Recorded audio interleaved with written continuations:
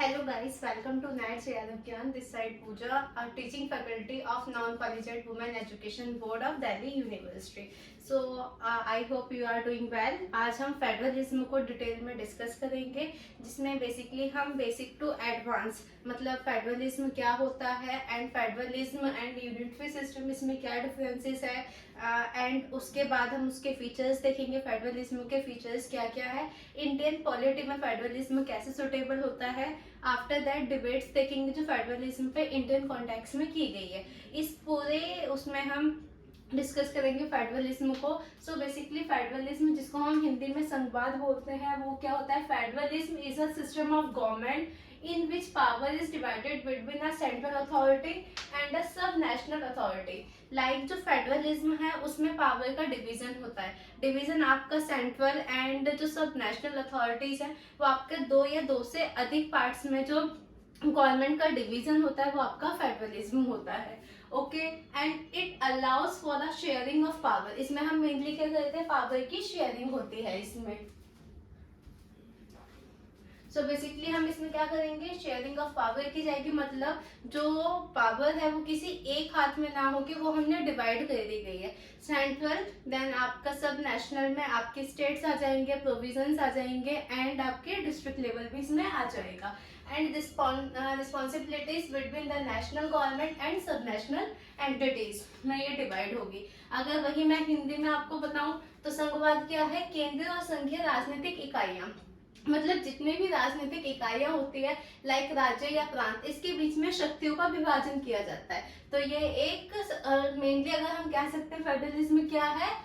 शक्ति का विभाजन, शेयरिंग ऑफ पावर्स। ओके, सो जब हम बात करते हैं गवर्नमेंट की, तो गवर्नमेंट उसका नेचर कैसा है? नेचर के आधार पर हम गवर्नमेंट को दो पार्ट्स में डिवाइड कर सकते हैं, या तो वो आपकी होगी यूनिटरी सिस्टम या फिर आपका होगा फेडरल गवर्नमेंट। अब आपको फेडरलिज्म की बेसिक नॉलेज हो गई कि फेडरलिज्म क्या होता है। इसी के अपोजिट में जो आता है वो यूनिटरी सिस्टम आता है। यूनिटरी सिस्टम जिसको हम हिंदी में एकात्मक व्यवस्था कहते हैं एंड फेडरलिज्म संघीय व्यवस्था। इसमें कुछ मेन डिफरेंसेस होते हैं जो आपके यूजीसी नेट में भी काफी टाइम पूछे जाता है एंड आपके ये यूजी एंड एमए में भी आपने इसको स्टडी किया ही होगा। सो बेसिकली इसमें जो पहला हमें मेजर चेंज देखने को मिलता है वो चेंज क्या होता है? जो एकल सरकार होती है, सिंगल गवर्नमेंट होती है, उसमें नेशनल गवर्नमेंट ही मेन होती है। मतलब जब हम यूनिटरी सिस्टम की बात करेंगे तो यूनिटरी सिस्टम में पावर ऑफ अथॉरिटी किसके पास होगी? सिंगल नेशनल गवर्नमेंट के पास होगी। लेकिन अगर उसको रिक्वायर्ड लगता है अकॉर्डिंग टू टाइम तो वो उसको सब डिवाइडेड भी कर सकते हैं, मतलब अपनी पावर किसी और को भी दे सकती है, मतलब वो क्षेत्रीय सरकार बना सकती है। देखिए जब मैं बात करूं यूनिटरी सिस्टम की, यूनिटरी सिस्टम में गवर्नमेंट तो आपकी एक ही होगी। गवर्नमेंट जो पावर्स होंगी वो आपकी सारी की सारी राष्ट्रीय या फिर नेशनल गवर्नमेंट के पास ही होगी। लेकिन जब भी उसको रिक्वायर्ड लगेगा वो आपकी दूसरी क्षेत्रीय गवर्नमेंट्स बना सकती है, लेकिन ये आपका कॉन्स्टिट्यूशन में मेंशन नहीं है। इट इज नॉट मैंडेटरी कि क्षेत्रीय गवर्नमेंट होगी ही होगी। ये वहां के जिस भी कंट्री में उस एरिया में अगर रिक्वायर्ड है कुछ टाइम के लिए, आफ्टर दैट नहीं तो वो कोलैप्स हो जाएगी। तो ये यहाँ पे मैंडेटरी नहीं है। ओके, एक बार इसी पे क्वेश्चन आया था यूजीसी नेट में कि आपको 4 पॉइंट्स दिए हुए थे कि यूनिटरी गवर्नमेंट में कौन सा सही नहीं है, उसमें से आपको चूज करना था। ओके, एंड इसी का अगर मैं अपोजिट में देखूं फेडरल सिस्टम, तो इसमें ये कंपलसरी है कि आपकी जो गवर्नमेंट है वो डुअल गवर्नमेंट होगी। डुअल गवर्नमेंट मतलब आपकी एक गवर्नमेंट होगी जो नेशनल लेवल पे है, एक गवर्नमेंट होगी जो रीजनल लेवल पे। डुअल हो सकती है, उससे ज्यादा भी हो सकती है। जैसे मैं इंडियन कॉन्टेक्स्ट में बात करूँ, जो फेडरलिज्म है उसका डिवीजन 3 पार्ट्स में है। मेजरली 2 में था, लेकिन 1992 में जब आपका पंचायती राज सिस्टम आया था तो वो 3 में डिवाइडेड हो गई थी। अब मैं अगर इसका सेकंड पॉइंट देखूं, सेकंड क्या कहता है? कॉन्स्टिट्यूशन में भी रिटर्न। कॉन्स्टिट्यूशन आपका वहां पे रिटर्न भी हो सकता है और अनरिटन, मतलब जो कॉन्स्टिट्यूशन संविधान है वो या तो लिखित भी हो सकता है या अलिखित भी हो सकता है। इसमें ऐसा कुछ मैंडेटरी नहीं है कि लिखित संविधान ही होगा तभी यूनिटरी सिस्टम आएगा या अलिखित होगा तभी यूनिटरी सिस्टम आएगा। आप इसमें एग्जांपल चाइना का ले सकते हैं, चाइना में अलिखित संविधान है। सेम अगर मैं इसमें बात करूं फेडरलिज्म में इसके फीचर में, तो वहां पे लिखित संविधान कंपलसरी है, बिना लिखित संविधान के वो पॉसिबल नहीं है, तो यहाँ पे रिटन कॉन्स्टिट्यूशन इज रिक्वायर्ड। अब इसका अगर मैं तीसरा डिफरेंस देखूं, तो जो शक्तियों का कोई विभाजन, समस्त शक्तियां राष्ट्र सरकार में निहित होती है, मतलब इसमें जो पावर है उसका कोई डिवीजन नहीं है। आपके जितने भी पावर्स हैं, गवर्नमेंट की जितने भी पावर होगी वो किसकी, नेशनल गवर्नमेंट के हाथ में ही होगी। लेकिन अगर वो उसको आगे फॉरवर्ड करना चाहे, डिवाइड करना चाहे, तो वो पॉसिबल हो सकता है। वहीं अगर मैं इसमें बात करूं, इसमें डिवीजन ऑफ पावर है किस किस के बीच में, नेशनल एंड रीजनल गवर्नमेंट के बीच में इसमें डिवीजन ऑफ पावर होता है। हाँ, तो अब देखिए 3 पॉइंट्स तो हम डिस्कस कर चुके हैं। फोर्थ पॉइंट अपना क्या होगा, जो अपना कॉन्स्टिट्यूशन है, यूनिटरी गवर्नमेंट है, वो सुप्रीम हो भी सकता है, जैसे कि जापान में है, मतलब सबसे ऊपर सुप्रीमेसी किसकी होगी, कॉन्स्टिट्यूशन की होगी, एंड सुप्रीम नहीं भी हो सकता लाइक ब्रिटेन में। ब्रिटेन में अपना कॉन्स्टिट्यूशन है जो अलिखित है, मतलब रिटन कॉन्स्टिट्यूशन नहीं है, लेकिन ये सुप्रीम भी वहाँ पे नहीं है। ब्रिटेन में यूनिटरी सिस्टम ऑफ गवर्नमेंट है जिसमें कॉन्स्टिट्यूशन सुप्रीम नहीं है। तो फोर्थ पॉइंट अपना क्या कहता है, जो अपना कॉन्स्टिट्यूशन है वो सुप्रीम हो भी सकता है, मतलब जो भी डिसीजन लिया जाएगा वो बेस्ड ऑन कॉन्स्टिट्यूशन होगा, और वो सुप्रीम नहीं भी हो सकता। ये चॉइस है, आपका कंट्री टू कंट्री वैरी करेगा। लेकिन वही अगर मैं फेडरल गवर्नमेंट की बात करूँ, तो वहाँ पे जो कॉन्स्टिट्यूशन है वो सुप्रीम रहेगा। ओके, जितने भी फेडरल कंट्रीज हैं वहाँ पे कॉन्स्टिट्यूशन ही सबसे ऊपर है। अगर कोई भी डिसीजन लिया जाना है तो वो बेस्ड ऑन कॉन्स्टिट्यूशन ही होगा।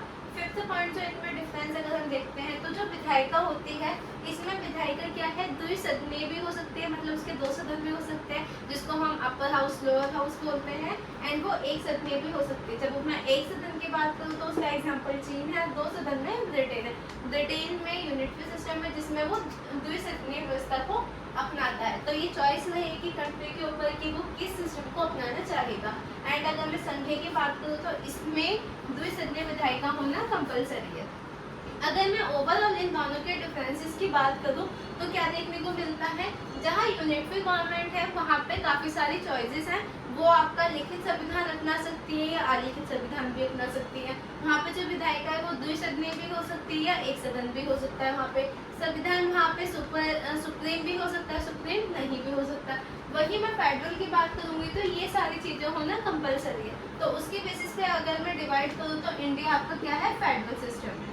ओके, इंडिया क्या है, फेडरल सिस्टम को अपनाता है। अब हम क्या करेंगे, हमने इन दोनों का डिफरेंस देख लिया। थर्ड जो हम डिस्कस करेंगे वो ये देखेंगे, जो फेडरलिज्म है वो भी 2 टाइप का होता है। तो फेडरलिज्म कौन कौन से टाइप का होता है,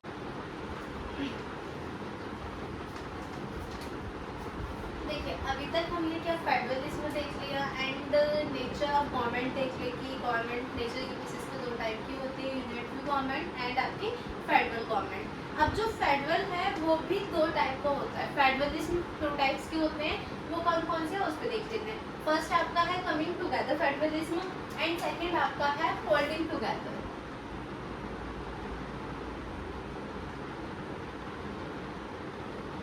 ओके, जैसा कि नाम से ही क्लेरिफाई हो रहा है कि कमिंग टुगेदर, साथ में आना, होल्डिंग टुगेदर, होल्ड करके रखना। ओके, अब कमिंग टुगेदर में क्या होता है कि जो अलग अलग स्टेट्स होते हैं, छोटे छोटे पार्ट्स, वो क्या करते हैं, अगर उनको किसी भी टाइप का अगर फाइनेंशियल इशू हो, अगर वो आर्थिक रूप से असमर्थ फील कर रहे हो या सैनिक कमजोरी की दूसरा राज्य आकर उन पर आक्रमण करेगा और उनका अस्तित्व भी गायब हो जाएगा, तो वैसे स्टेट्स क्या करेंगे, आपस में मिलकर एक संघ बनाते हैं।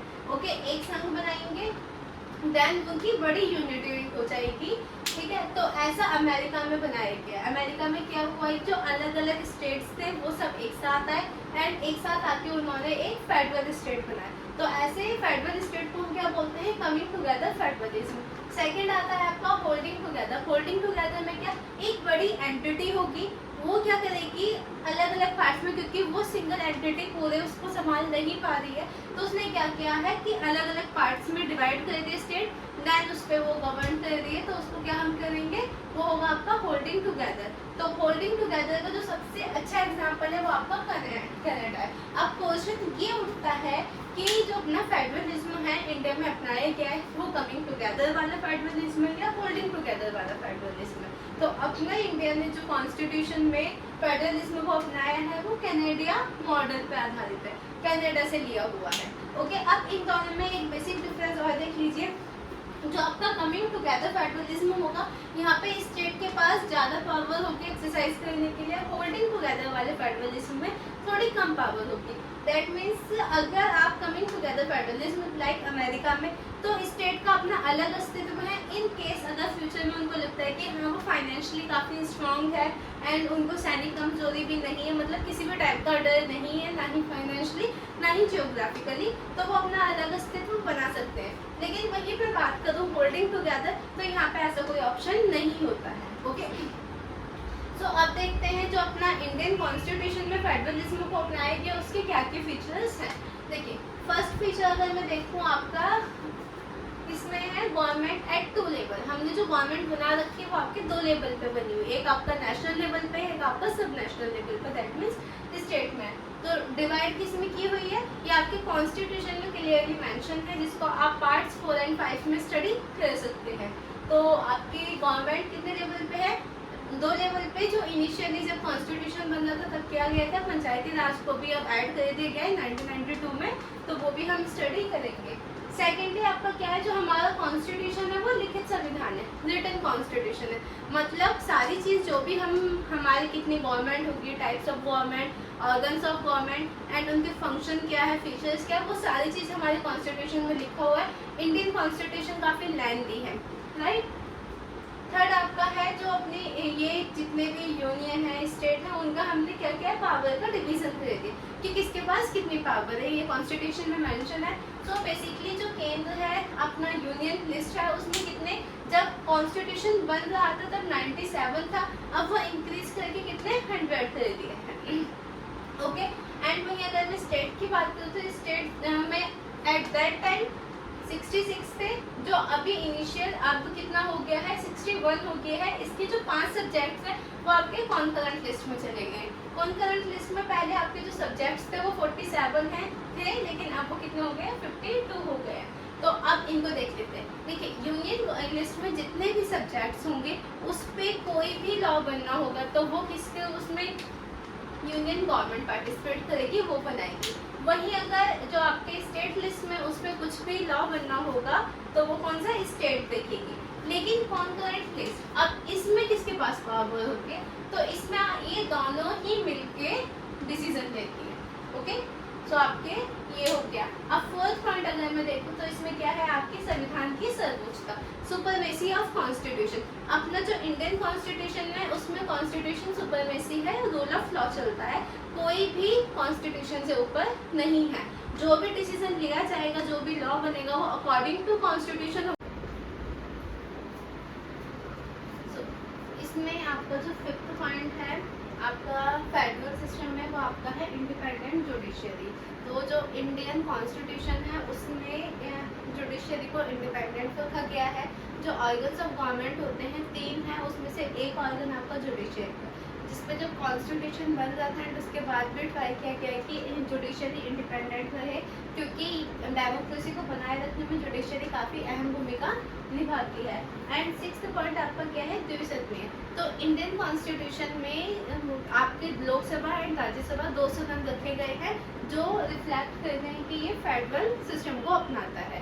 सो लोकसभा को हम पीपल्स हाउस पे बोलते हैं एंड लोअर हाउस पे बोला जाता है। राज्यसभा को representative of states and upper house पे बोला जाता है। तो ये कुछ 6 पॉइंट्स हैं जिसके बिहाफ पे मैं कह सकती हूँ कि जो Indian federal system, Indian government और कॉन्स्टिट्यूशन है वो क्या, फेडरल सिस्टम को अपनाता है। वहीं जब मैं कॉन्स्टिट्यूशन का रिव्यू करती तो कुछ पॉइंट्स ऐसे मिलते हैं जो यूनिटरी गवर्नमेंट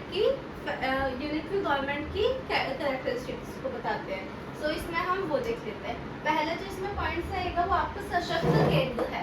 मतलब जो अपना इंडियन कॉन्स्टिट्यूशन है उसने अपनाया तो फेडरल सिस्टम को, लेकिन जब मैं उसके सेंटर की बात करूँ तो सेंटर के पास पावर्स ज़्यादा हैं एंड सेंटर लिस्ट में, यूनियन लिस्ट में जो सब्जेक्ट्स हैं वो भी आपके ज़्यादा हैं, वो भी आपके 100 सब्जेक्ट्स हैं। तो ये सारी चीज़ें इनके बिहाफ पे मैं कह सकती हूँ जो इंडियन गवर्नमेंट है फेडरल सिस्टम को अपनाता है, लेकिन उसमें पावरफुल स्टेट्स रहते हैं। स्टेट का पावरफुल रहने का एक रीजन तो आपने पहले ही देख लिया, एंड अदर रीजंस भी आपको आगे शो हो जाएंगे।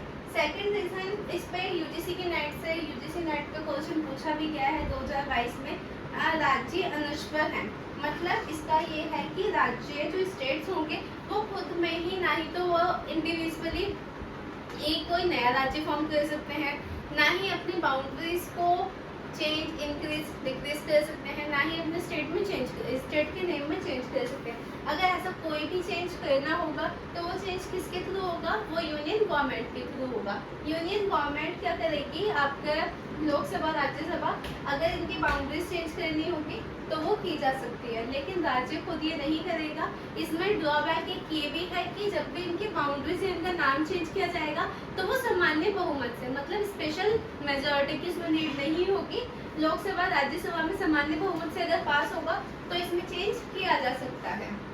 ओके, थर्ड आपका जो ये एकात्मक विशेषता को दर्शाता है वो है आपका एकल संविधान, मतलब सिंगल कॉन्स्टिट्यूशन।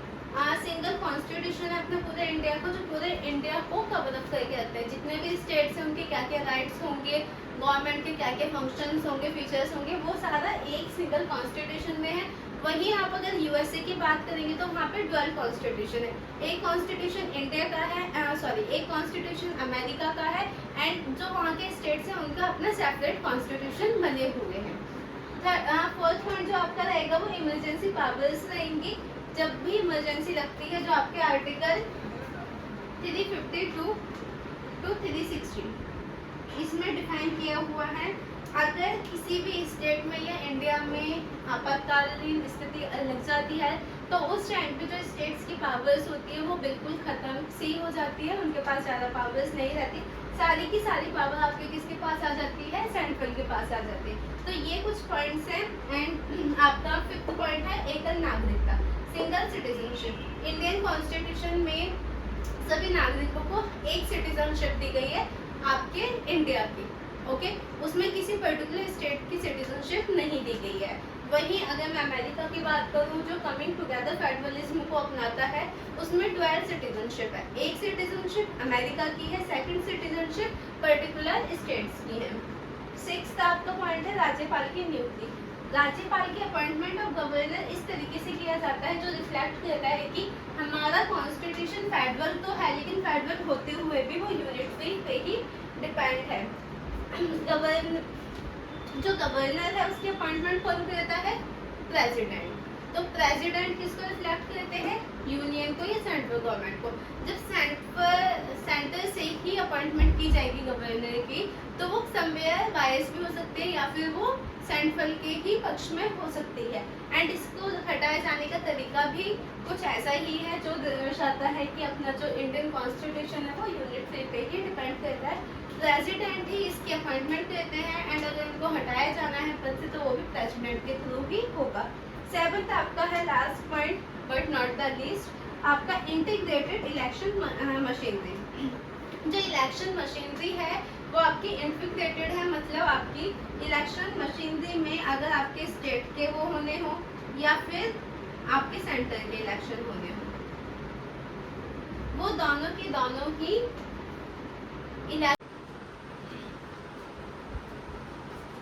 अब देखिए संघीय व्यवस्था को हम आलोचनात्मक एंड संघीय व्यवस्था पे, भारत की संघीय व्यवस्था पे जो थिंकर्स हैं उन्होंने क्या क्या पॉइंट्स दिया एंड किन बुक में दिया है, तो वो हम अब इसमें देख लेते हैं।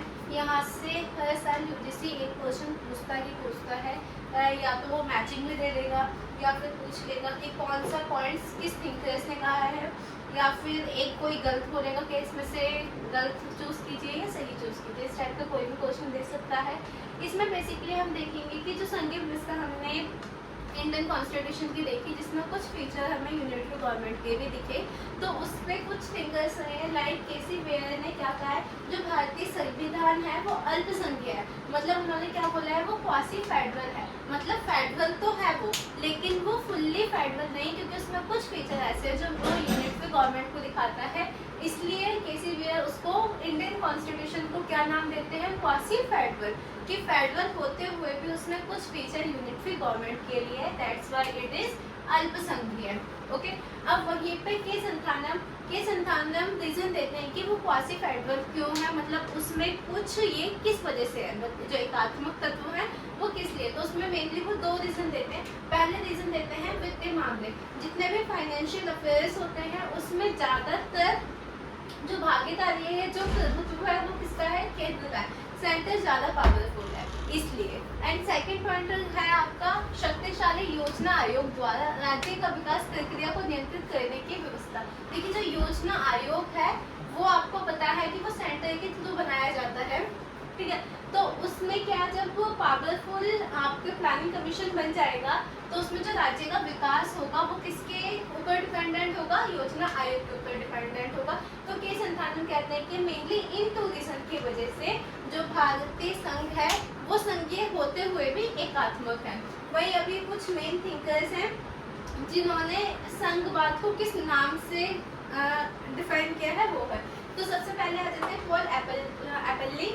उन्होंने अपनी book public administration in India में क्या बोला है, जो भारतीय संविधान में संघ है ये पूरी तरह से संघीय है। मतलब इसमें उन्होंने बोला है कि ऐसा कुछ भी नहीं है जिसको हम एकात्मक कह सकते हैं, ये पूरी तरह से एक्सट्रीम फेडरल। किसने बोला है, पॉल एपली ने बोला है, ठीक है। पॉल एपली क्या बोलते हैं, ये पूरी तरह से संघीय है, इसमें एकात्मक के फीचर नहीं है।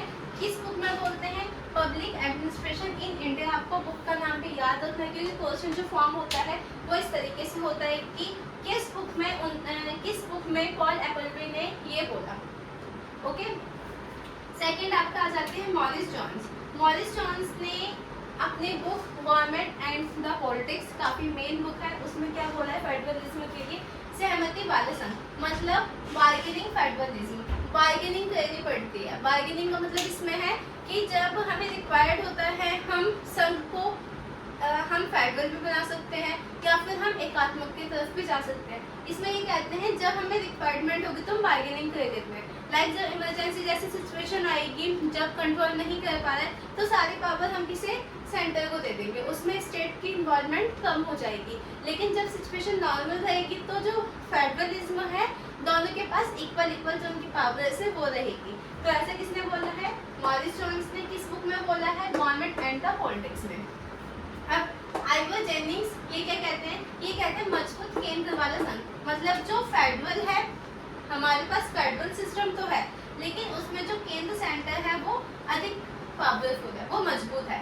Federalism with centralising tendency, federalism अपनाया हुआ है लेकिन हमारी जो टेंडेंसी है वो क्या है, सेंट्रलाइजिंग, मतलब फीचर्स ऐसे हैं जिसमें केंद्र तो पावरफुल है। ओके, इन्होंने ये किस बुक में बोला है, आइवर जेनिंग्स की बुक ये रही, ये भी बुक काफी इंपॉर्टेंट है, याद कर लेना। Some characteristics of the Indian constitution, ये उनकी बुक है, इस बुक में उन्होंने इसको मजबूत केंद्र वाला संघ बोला है। अब ग्रैनविल ऑस्टिन, इन्होंने संघ को बोला है कोऑपरेटिव फेडरलिज्म, सहकारी संघ व्यवस्था।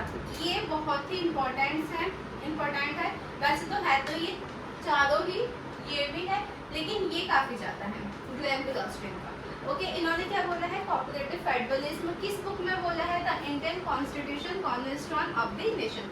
इस बुक में उन्होंने सहकारी संघवाद बोला है, मतलब combination of cooperation and interdependence, मतलब हम कॉपरेट भी कर रहे हैं, एक दूसरे के ऊपर डिपेंडेंट भी हैं। इनका मतलब ये है कि ना ही तो स्टेट सेंटर के बिना चल सकता है, ना ही सेंटर स्टेट के बिना, ये एक दूसरे के ऊपर इंटरडिपेंडेंट है एंड एक दूसरे को कॉपरेट करके चलते हैं। सो हमारा फेडरलिज्म का टॉपिक कंप्लीट हो गया है।